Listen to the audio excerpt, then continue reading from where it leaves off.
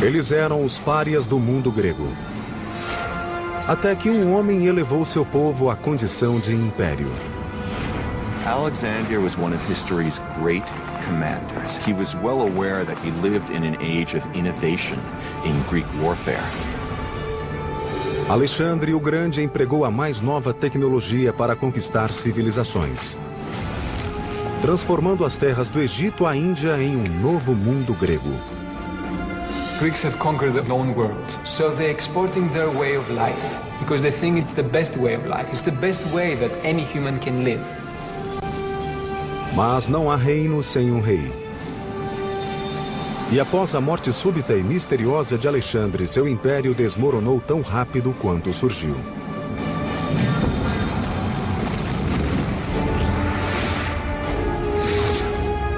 Construindo um império. Grécia, a Era de Alexandre. 404 a.C. 27 anos de guerra sangrenta haviam chegado ao fim. Atenas, com sua invencível esquadra destruída, foi forçada a sujeitar-se aos seus arquirrivais, os espartanos. The Athenian generals commanding the main Athenian fleet made a disastrous mistake that led to a great battle and a terrible defeat for the Athenians at a place called Aigos Potamoi. Nas décadas após a queda de Atenas, as cidades-estado de Esparta e Tebas lutaram pelo domínio da Grécia. Mas em 359 a.C., um jovem de 23 anos da remota região grega da Macedônia tornou-se rei, e em 2 décadas mudaria a face da Grécia. Seu nome era Filipe II. Macedon was a funny Greek state. It was always a bridesmaid and never a bride. It had lots of potential, both in manpower and natural resources, but it had never managed to get its act together. Os gregos das cidades-estado consideravam os tribais macedônios incivilizados. Porém, após 20 anos, Filipe os havia unificado e transformado na mais temida máquina de guerra que a Grécia já vira.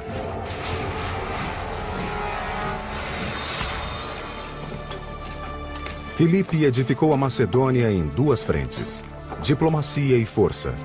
Ele começou criando alianças com as cidades-estado vizinhas, ao mesmo tempo em que reinventava o exército macedônio, tornando o serviço militar uma ocupação em tempo integral e altamente treinada. Mas o grande trunfo desse novo exército profissional foi uma tropa de engenheiros que Filipe organizou para projetar e construir instrumentos de guerra. Uma inovação que mudou para sempre o modo de guerrear e de vencer. The Macedonians were not considered real Greeks by the Hellenic city-states. They came from a tribe called the Macedoni, and they'd been fighting barbarians for so long that they were considered barbarians themselves. However, Philip II was no barbarian. Or if he was the most brilliant barbarian the world had ever seen. Hello, I'm Peter Weller. The pillar of Philip's military strategy was his combination of cavalry with infantry. And the pillar of his infantry was a formation called the phalanx, a rectangle group of foot soldiers that traveled very lightly at a marching speed few other armies could equal. A falange fora utilizada pelos gregos durante séculos. Filipe acrescentou-lhe uma arma nunca antes vista em um campo de batalha. The innovation that Philip did was changing the shape of the phalanx and introducing this long weapon called the sarissa. So the phalanx became like a huge tank. A sarissa era uma lança com quase 5,5 metros, capaz de devastar um inimigo antes que este pudesse contra-atacar com espadas ou lanças mais curtas. Basically, you plant the head of your pike against the guy and push him back. And the effect is a little bit like, you know, when a kid tries to attack him and you put your hand on the kid's forehead and his little fist is swinging like this, but they can't reach you. That's what the pike enables Philip's infantry to do. Soldados bem treinados, bem equipados e disciplinados deram à falange macedônica a vantagem contra táticas tradicionais de batalha.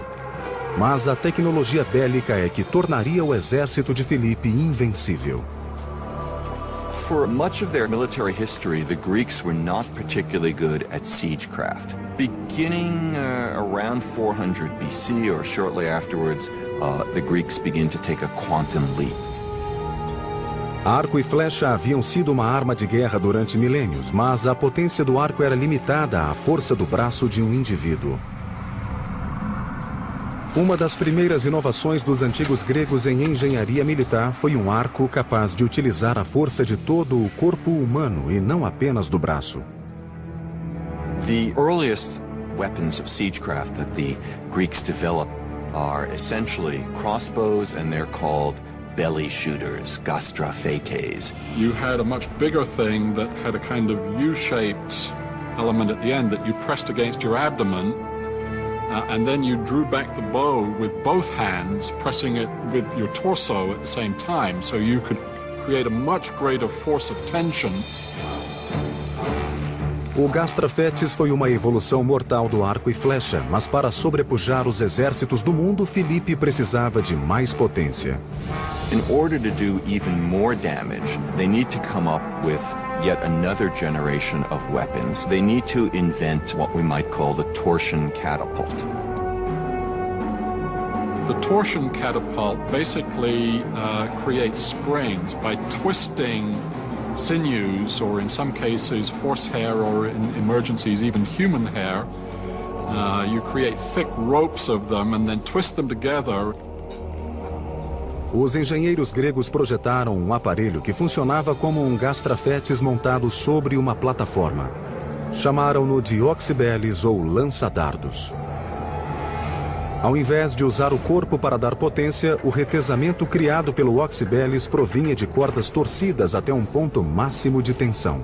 There's an enormous stored force because the sinews want to spring back and release that tension, but they're held. And inserted into this spring is a bar, and you then pull that bar back, increasing the already great tension, and then when the bars are released, they spring back with enormous force and rapidity compared to the old bow flexion system. A distância não mais protegia os soldados inimigos de uma morte súbita e sangrenta. Quando disparado, o oxibeles podia perfurar escudos e armaduras ao alcance de 400 metros, originando o termo que ainda hoje usamos: catapulta. The neat thing about the word catapult is that it means skin penetrator. You can see our word pelt, like an animal skin, in the Greek catapult, goes through the skin. Com suas armas de guerra, Filipe tornou-se inexorável contra as cidades-estado gregas. Em 338 a.C., a vitória dele sobre Atenas e Tebas tornou-o o senhor absoluto da Grécia. Mas foram as ações de Filipe após a guerra que indicaram como os macedônios governariam as terras conquistadas a despeito de sua reputação de bárbaros.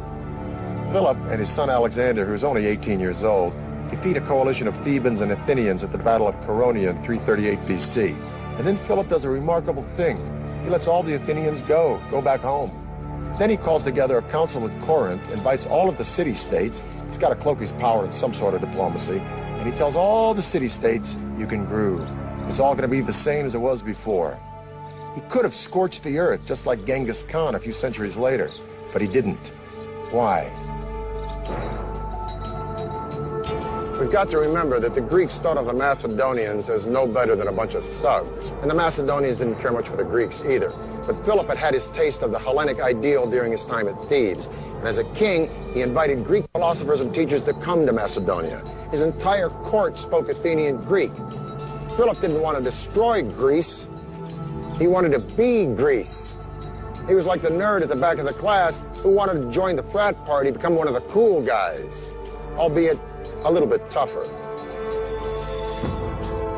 In his moment of triumph, led by Macedon, he was preparing to carry out his life's ambition, which was to invade the Persian Empire. Ele não iria tão longe. Filipe seria assassinado por alguém de dentro do seu próprio círculo. Pouco antes de partir rumo à conquista da Pérsia, Filipe participou de uma celebração pública. Enquanto marchava à frente de seu séquito para provar que não temia ninguém, um guarda-costas avançou e enterrou-lhe um punhal no peito.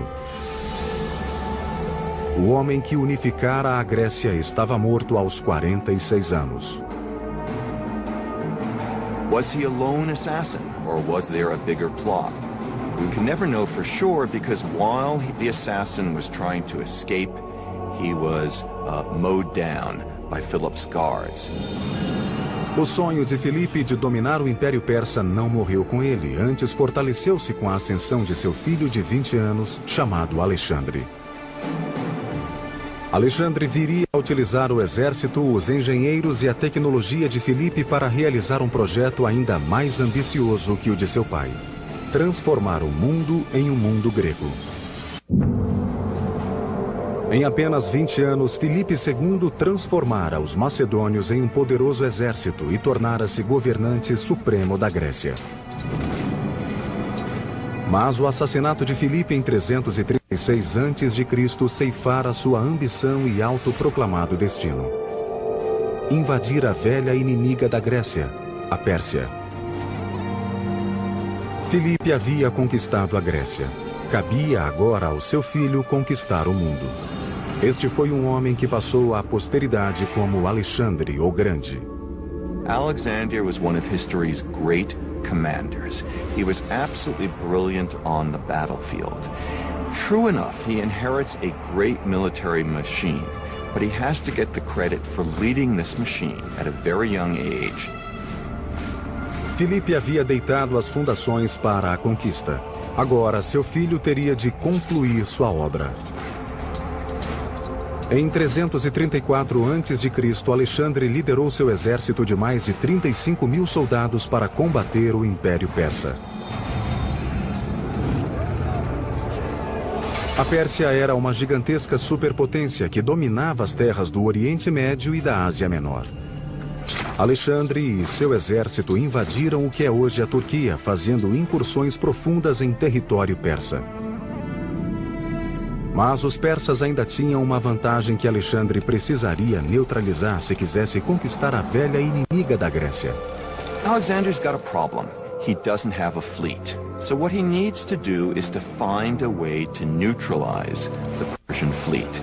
And his strategy is to fight the Persian navy on land by laying siege to and taking each of the great Persian naval bases. Alexandre prosseguiu sua marcha rumo sul ao longo da costa do Mediterrâneo, lançando cerco às cidades e portos que resistiam ao seu avanço. Mas foi a fortificada e poderosa cidade de Tiro que constituiu o maior desafio para Alexandre e seus engenheiros.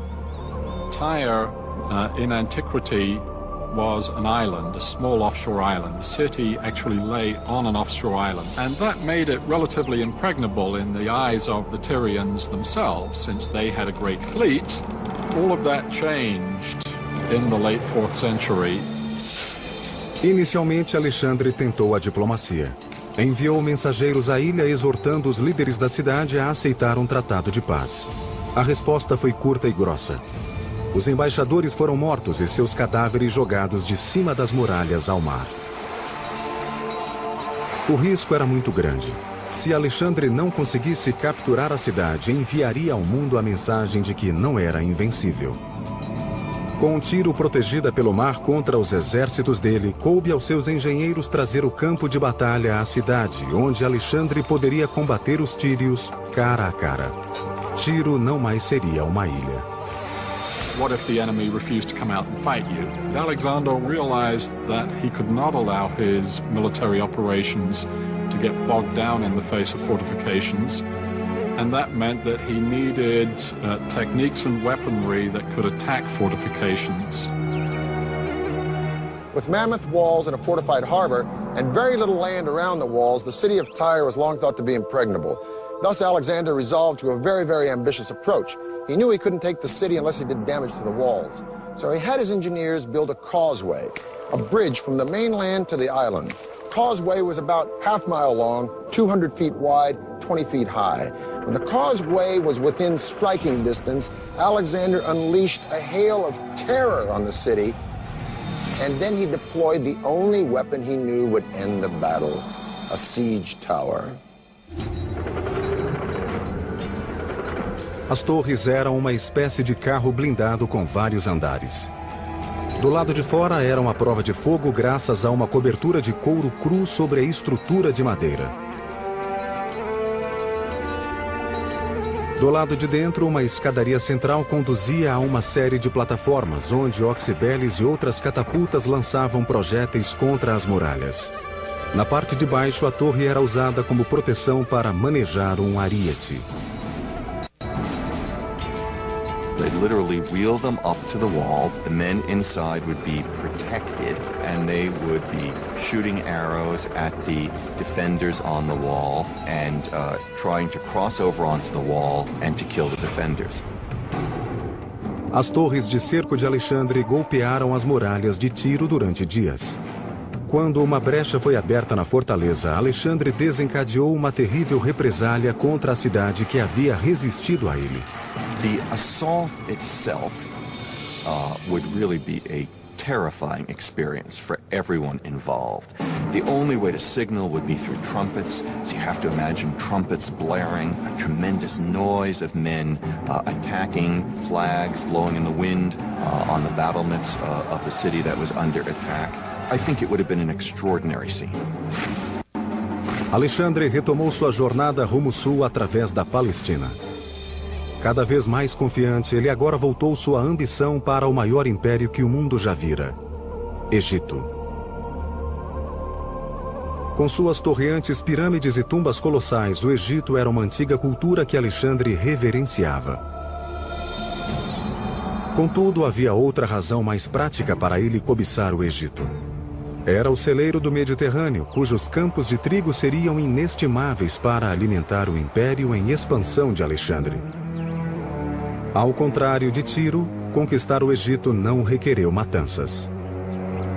Alexander entered Egypt as a liberator and as a figure of extraordinary powers. Os egípcios não apenas deram as boas-vindas a Alexandre, como também o tornaram um deus. Em 331 a.C., eles o coroaram faraó e o proclamaram filho de Amon, sua mais importante divindade. Aos 24 anos, Alexandre transcendia a mortalidade. One can imagine that someone to whom extraordinary things happened, to whom all doors seemed to open themselves magically, to whom every endeavor was rewarded with victory, would think, well, perhaps I am, in some respect, a god. And I think that Alexander really did think this. He wasn't just pretending. He was trying to find out more about himself.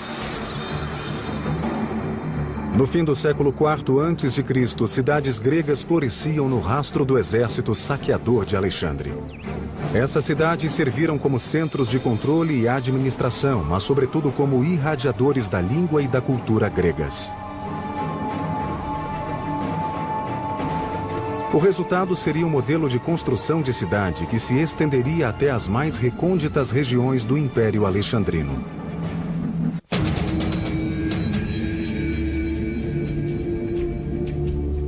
Em 325 a.C., Alexandre havia expandido suas fronteiras quase 4.800 quilômetros da Grécia até a Índia. O exército dele pode ter sido uma máquina destruidora, mas o legado de seu império foi um novo mundo grego. A estratégia de Alexandre para governar nações conquistadas incluía acomodação e assimilação. Ele fazia com que soldados desposassem mulheres locais e depois permanecessem como funcionários do império. Cidades outrora persas, egípcias ou indianas eram transformadas em cidades gregas. Foi uma invasão de ideais que formou uma cultura híbrida conhecida como helenismo. So definitely there are striking parallels with what's going on today, in our today era of globalization. Today we have a common language, which is English, is the language of trade. After Alexander the Great, you have people who have adopted the Greek customs and the Greek language. O helenismo teve sua expressão máxima na vida urbana, e a expressão máxima dessa expansão dominadora grega revelou-se no planejamento de cidades. Quer construíssem uma nova cidade ou reformassem uma antiga, os engenheiros de Alexandre faziam um traçado urbano em forma de grade, usado pelos gregos desde o século V a.C. The grid plan, which was used in these cities, was a symbol of order. Any government that could replace the traditional winding alleyways of a city with a rectilineal grid plan of streets at right angles was a government to be feared, a government to take notice of. Alexander's campaigns in Asia Minor would create a new world order. Today we call it Hellenism. If you lived in a city conquered by Alexander, you lived in a Greek city. This is an example of such a city. It's called Pergamum. 2,000 years ago, Pergamum would have had all the elements of a Greek city: agora, temples, gymnasium, theater. Pergamum would eventually rival Athens as a cultural center. As a matter of fact, the sculptural style pulled out of Pergamum would galvanize Michelangelo and change the face of the visual arts forever.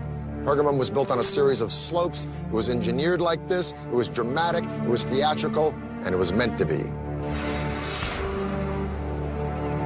Hoje, as ruínas de Pérgamo encontram-se a uma altura elevada na moderna Turquia, um monumento espetacular à engenharia urbana grega. The city seems to be clinging on this steep hill. It seems that the architects who built this city sort of took into account the topography in many ways, symbolically to start with, meaning that higher up were the palaces and temples. A cidade ergue-se 300 metros acima do nível do mar, o que requeria uma série de terraços extensos e complexos. Nos tempos helenísticos, Atenas não era a mais poderosa cidade que fora outrora. Outras cidades de importância floresceram e dentre estas se destacou Pérgamo.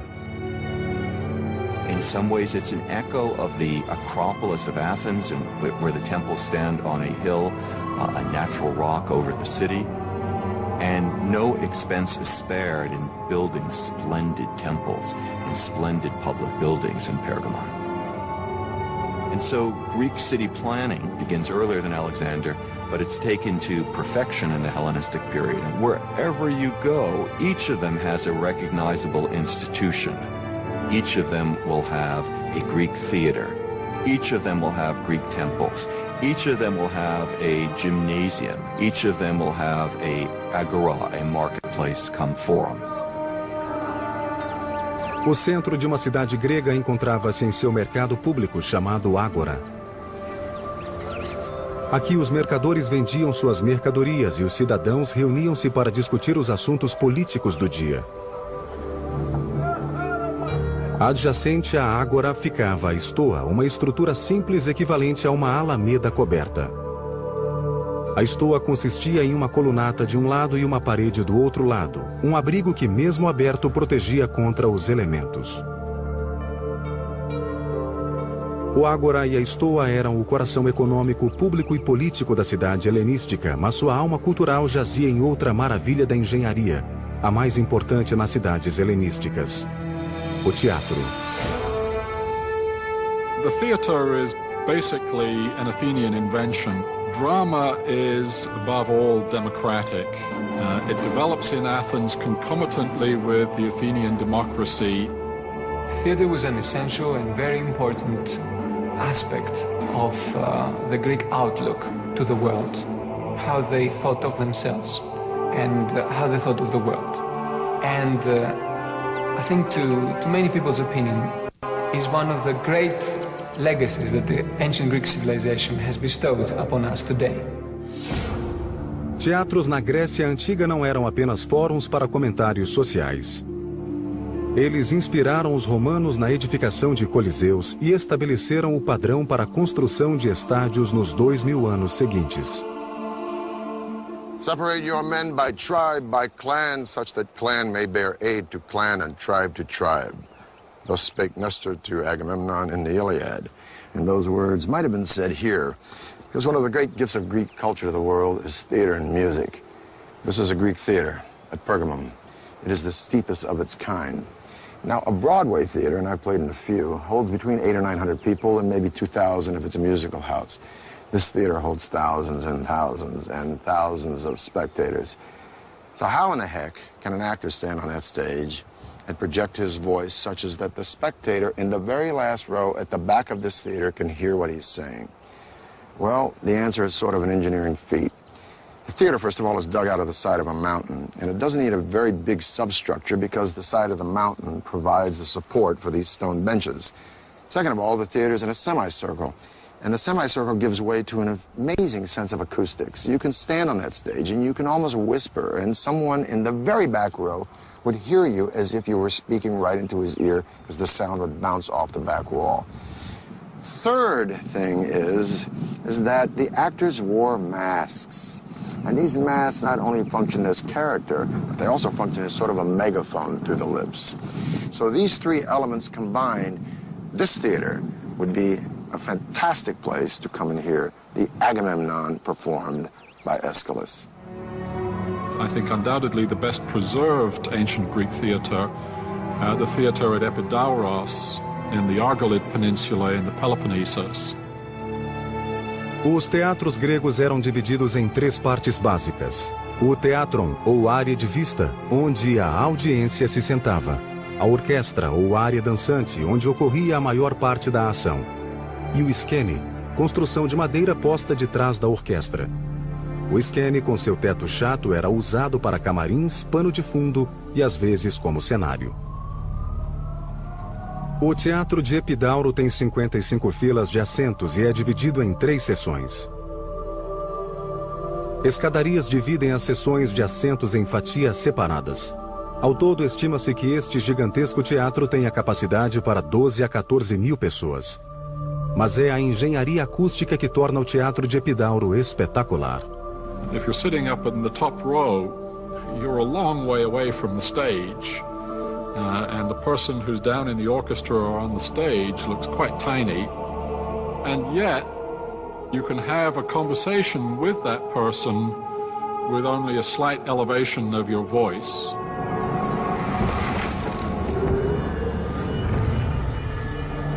Em apenas 10 anos, Alexandre preparara o palco para a cultura grega dominar o mundo. Mas impérios e seus líderes eventualmente caem, e Alexandre não foi exceção. Sua morte intempestiva causaria a ascensão de reis e reinos cujos feitos de engenharia seriam maravilhas do mundo.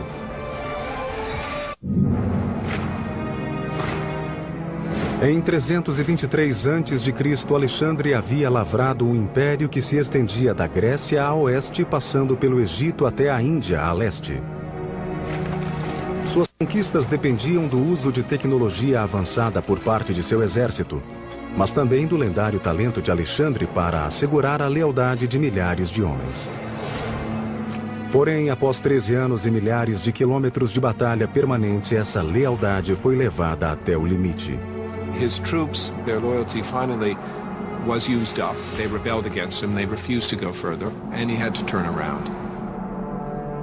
Retornando da Índia, Alexandre preparava-se para consolidar seu império quando foi acometido por uma misteriosa doença.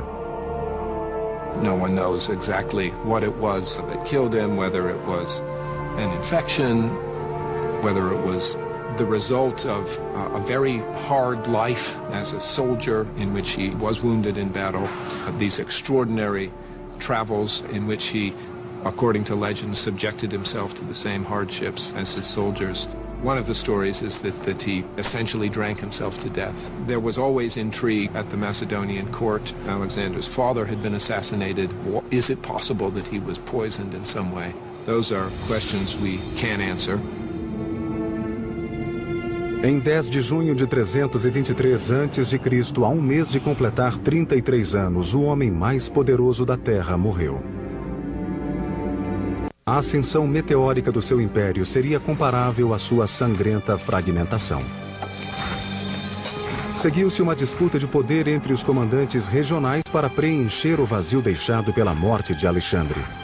Esses generais e seus herdeiros edificaram pujantes reinos helenísticos e ao longo de gerações lutaram pela supremacia. A terra do Egito caberia ao general Ptolomeu, que fora designado para supervisionar o rico território no Nilo. Ptolomeu viria a edificar um reino que combinaria as culturas grega e egípcia em uma dinastia destinada a durar 300 anos. Ptolemy I was a man who had made a career as a military commander and advisor under Alexander. What he therefore wanted was as rich and secure a portion of that empire as he could get.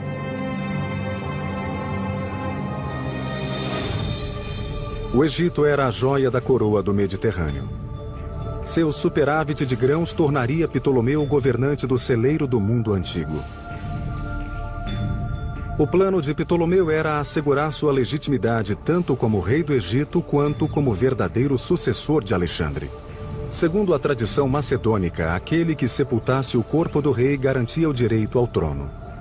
Ptolomeu então sequestrou o cortejo fúnebre de Alexandre e trouxe o seu corpo mumificado para o Egito, onde descansaria em Alexandria, a mesma cidade que o próprio Alexandre fundara 15 anos antes. Sob Ptolomeu, o Egito viria a ser um reino poderoso e Alexandria seria elevada à capital intelectual e científica do mundo grego. He wanted it to be a city that joined with Greek culture and use both Greek and Egyptian technological know-how to build a new Athens, if you will. Alexandria situava-se na costa e um porto de fácil acesso seria vital para manter o comércio com outras cidades ao redor do Mediterrâneo. Com esse propósito, Ptolomeu ordenou a construção de um dos mais ambiciosos projetos já executados, o primeiro farol conhecido. During the night, it's shown to a great distance, and ships can actually see it from many, many miles away. And during the day, there was smoke coming out of it, so it was still very visible. It must have been a formidable thing to behold. Na época, somente a grande pirâmide de Gizé era mais alta que o farol. Consta que media 91 metros, altura comparável à da Estátua da Liberdade. Outras estimativas atribuem-lhe nada menos que 136 metros. Como o farol foi edificado, permanece um mistério. Mas a 40 quilômetros de Alexandria ergue-se um monumento funerário que estudiosos creem ser uma réplica em escala menor do farol. Com base nesse modelo, parece que o farol foi construído em 3 pavimentos separados e distintos. The lower level was square, the one above was octagonal, and the final one was cylindrical. And on top there was the beacon. No topo do farol, um intenso e contínuo raio de luz emanava oceano afora. Estudiosos creem que madeira era o combustível do farol e que a seção inferior abrigava uma rampa em espiral grande o bastante para que animais puxando carroças carregadas de lenha pudessem subir. A rampa pode ter levado a uma série de aposentos onde a lenha era armazenada. O segundo pavimento para cima, um pequeno elevador manual, era provavelmente usado para erguer combustível até o topo. There are stories about mirrors and devices that could amplify the light of this fire so that it could be seen from miles and miles away. But there's no real evidence of such a thing, and there are quite a few scholars who believe that it was just a normal beacon, it was just a big fire and nothing more. O farol durou quase 1.600 anos, golpeado por tempestades, ondas e até terremotos.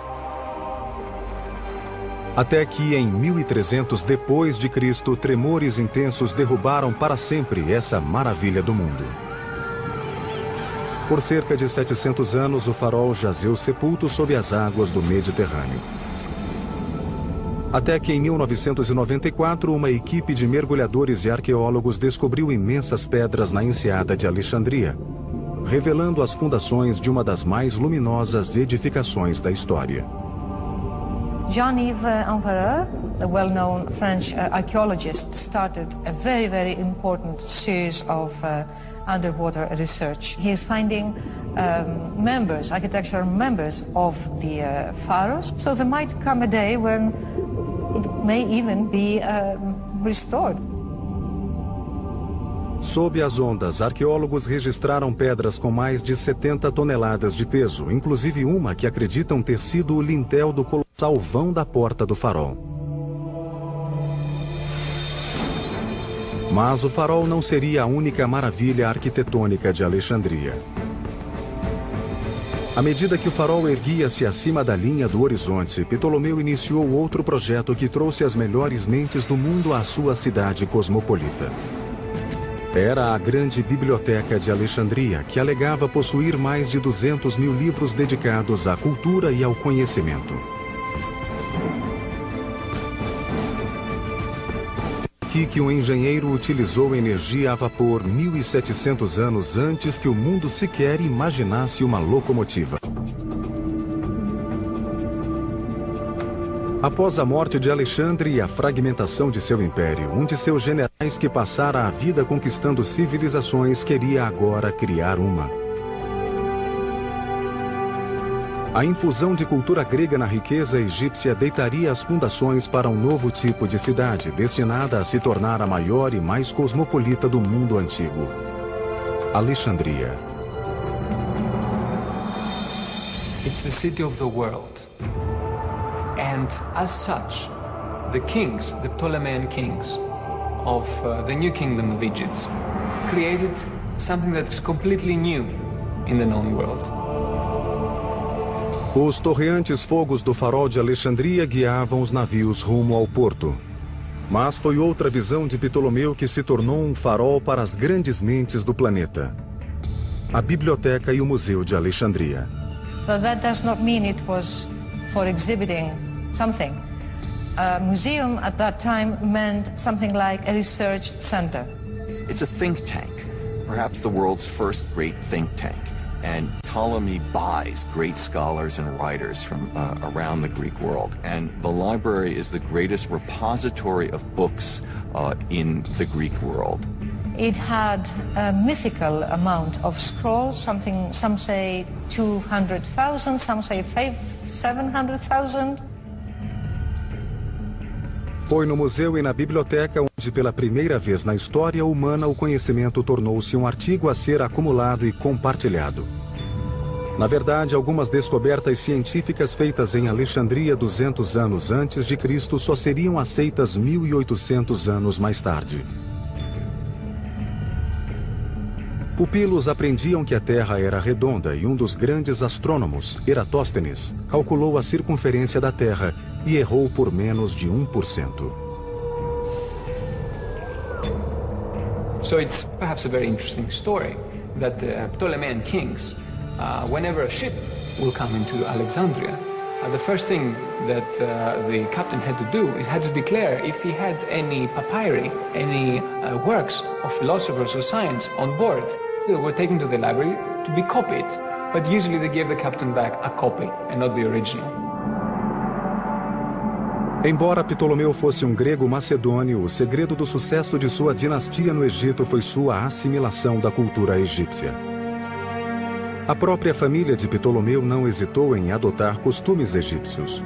O filho de Ptolomeu, Ptolomeu II, chegou a casar-se com sua própria irmã, Arsínoe. There had been a tradition in the Egyptian pharaonic families of brother-sister marriage and there was a sense that a figure like that couldn't just marry any old ordinary mortal, and that eventually only a sister who sort of shared his divine origins was an appropriate companion and spouse. Os Ptolomeus podem ter usado tradições egípcias para elevar-se à categoria de deuses, mas no final, como todos os faraós antes deles, esses reis ainda não eram mortais. Ptolomeu não veria todos os seus sonhos para Alexandria realizados. Ele morreu em 283 a.C. de causas naturais, antes que a biblioteca e o farol estivessem concluídos. Alexandria continuou a florescer como polo cultural sob seus governantes ptolomaicos e produziu muitos dos pensadores mais avançados da época. Foi pouco após seu reinado de 300 anos, no primeiro século depois de Cristo, que Alexandria deu ao mundo um de seus mais célebres engenheiros gregos. Chamava-se Heron e seus famosos projetos colocam-no entre os maiores engenheiros mecânicos da antiguidade. All his books are extremely detailed, very well describing all engineering procedures. But Heron himself also was good in the sense that he has an inclination in favor of arts.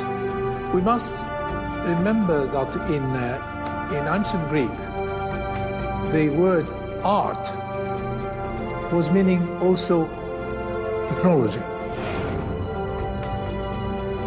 Os projetos de Heron tinham muitas aplicações práticas, incluindo ideias para extintores de incêndio, odômetros e até portas automáticas. Mas foram os experimentos de Heron com tecnologia a vapor que instigaram sua imaginação. A primeira máquina a vapor foi construída na Inglaterra por volta de 1700 d.C. Cerca de 1600 anos antes, Heron construiu o precursor da máquina a vapor chamado Eulípila. It was a metal sphere put up in such a way so that it could rotate freely and had two tubes applied. When filled with water and heated from below, steam developed and started to turn to put the sphere into motion, thereby turning air into something very useful, something that you could control.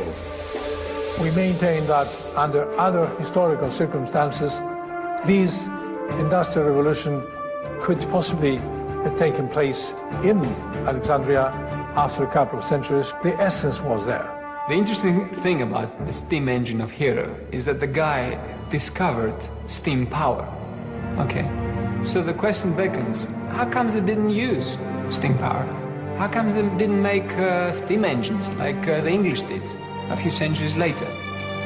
And the answer to that is that in Egypt, forced labor or slave labor was so cheap, you didn't need machines to do the job. So that's like an interesting idea. You can have a technology and you don't know what to do with it because there's not a real economical need for it. As invenções de Heron ainda hoje intrigam engenheiros, mas podem haver existido muitas outras inovações em Alexandria que nunca conheceremos. Não há consenso entre os estudiosos sobre quando aconteceu, mas grande parte do conhecimento científico do mundo antigo virou fumaça em decorrência do incêndio da antiga biblioteca. Mesmo assim, a engenharia da Grécia e de Alexandria foi um fogo inovador que iluminou o mundo antigo como uma estrela que guia um navio através do oceano. A fabulosa Era de Alexandre pode ter presenciado a ascensão e queda de impérios, mas o legado dela é ainda percebido em nosso mundo de hoje. To outsmart the raw forces of nature and to turn them into something beneficial. That's the common denominator for all Greek engineering. Alexandria was no doubt the pinnacle of Greek mathematics and engineering, with its fantastic library that sadly went up in flames and the tomb of a man who not only conquered the world, but showered it with Hellenism, the passing of ideas and ideals, the culture and values of Greece. But even as Alexander's empire crumbled, Greece was not to be extinguished. No, it was absorbed by what many believe was the greatest experiment in Hellenism of all, Rome. I'm Peter Weller for the History Channel.